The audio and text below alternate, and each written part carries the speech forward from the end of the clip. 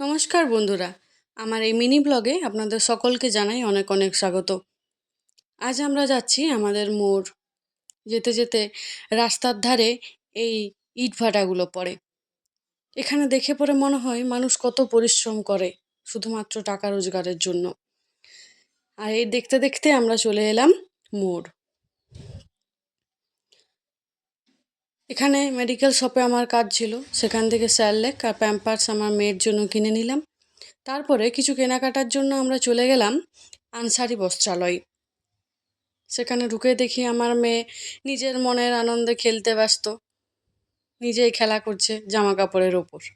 এখানে আমাদের যা কেনাকাটা করার ছিল সেই জিনিসপত্র কেনা হয়ে গেছে এবং দোকানের দাদা সেগুলোর বিলগুলো লিখে নিচ্ছে আর গুনেও নিচ্ছে, যাতে পরে সেগুলো আমাদের বুঝতে অসুবিধা না হয় এবং ঠিকঠাক থাকে। এখানে ভালো করে দাদা জিনিসগুলো প্যাক করে দিল। প্যাক করার পর আমরা সেগুলো নিয়ে গেলাম মোড়ের দিকে।